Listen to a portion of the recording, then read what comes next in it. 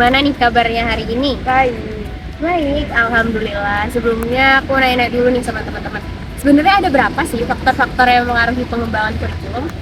Ada 5 nggak sih? 5, bukannya 6 nggak sih? Iya, ada 6 kan? Oh, ya. Keenamnya itu saling berkaitan. Yang pertama kebutuhan masyarakat dan juga pendidikan. Terus yang kedua perkembangan ilmu pengetahuan dan teknologi. Yang ketiga kebijakan pemerintah. Yang keempat kondisi sosial dan budaya. Yang kelima peran stakeholder. Stakeholder itu bukan Iya, stakeholder kan? Iya. Maaf. Iya, apa-apa. Terus yang keenam evaluasi serta umpan balik.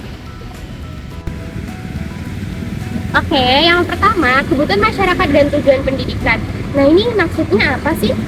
ya, jadi kurikulum itu harus mencerminkan kebutuhan masyarakat. Kalau dulu kan orang butuhnya tenaga kerja bangkit.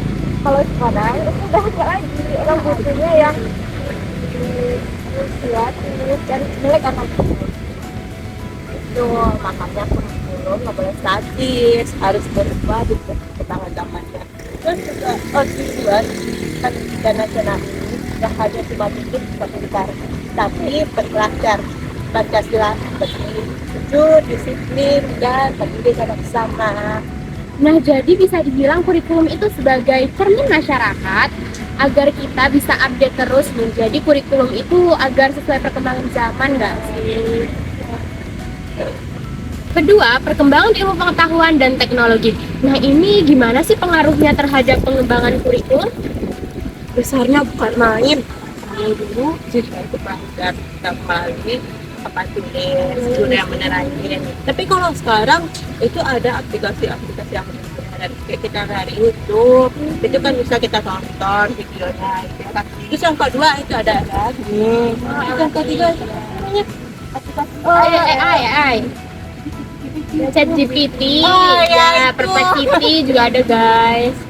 Ya, makanya kurikulum itu harus memasukkan literasi digital, kreativitas, dan inovasi. Nah, kayak di beberapa sekolah itu kan udah ada tuh yang mata pelajarannya literasi digital dan hitung buatan. Pengantar coding juga ada nggak sih? Oh, iya. Kan?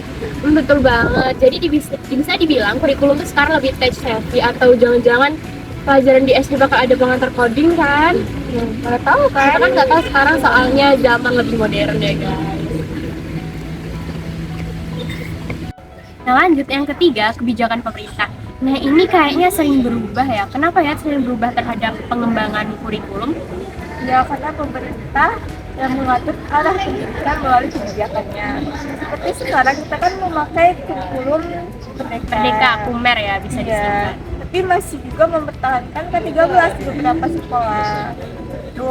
dan tahun ini nggak ada perubahan kurikulum, tetapi ada penambahan mata pelajaran pilihan. Oh, pilihan ya.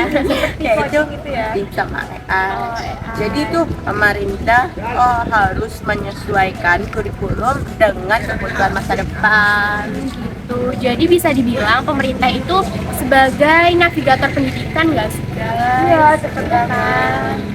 Yang keempat, konteks sosial dan budaya. Nah, ini sesuai banget nih sama Indonesia. Seperti yang kita ketahui, Indonesia itu memiliki keberagaman yang begitu banyak, mulai dari suku, agama, ras, bahasa, dan budaya.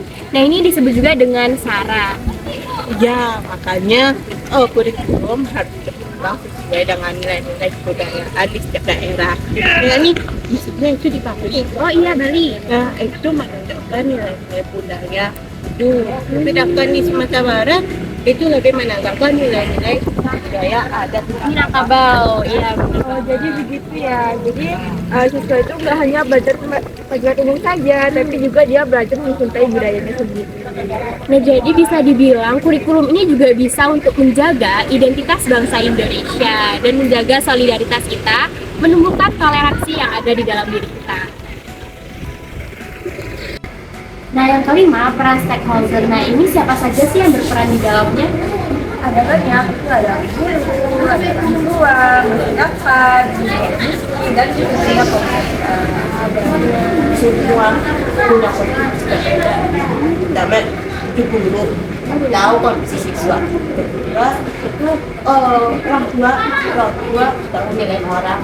Juga ke dunia industri itu tahu kebutuhan kerja. Iya, kita kerja dan angkat itu adalah pemerintah menyusun kebijakan. Nah, jadi bisa dibilang itu kurikulum itu hasil dari kerja sama kita antara satu sama lain. Jadi kalau misalkan satu orang saja, maka tidak akan menghasilkan kurikulum baru. Ya, betul banget. Jadi harus kolaboratif agar hasilnya realistis dan relevan. Nah, yang keenam, peran evaluasi dan umpan balik. Nah, peran ini sering banget dilupakan, padahal mereka memiliki peran yang penting. Jadi, kenapa sih peran evaluasi dan umpan balik itu sering dilupakan, padahal mereka memiliki peran yang begitu penting? Iya, tanpa evaluasi kita nggak tahu kurikulum itu berhasil atau enggak dari adik siswa, guru, dan masyarakat. Kita tahu nih apa yang perlu dipakai. Jadi tujuan itu agar kurikulum itu tetap relatif dan Terus berkembang zaman.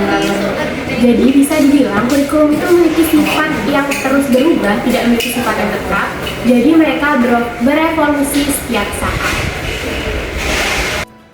Nah, itu dia keenam faktor yang mengaruhi pengembangan kurikulum, mulai dari kebutuhan masyarakat dan tujuan pendidikan, perkembangan ilmu pengetahuan dan teknologi, kebijakan pemerintah, konteks sosial dan budaya, peran stakeholder, sampai evaluasi dan umpan balik. jadi semua faktor itu penting dan saling berkaitan.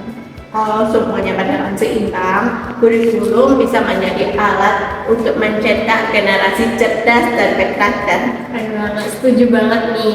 Terima kasih untuk kedua teman kece saya tentunya yang sudah memberi pemahaman tentang faktor-faktor yang mengaruhi pengembangan kurikulum. Terima kasih juga kepada teman-teman yang udah nonton dari awal hingga akhir.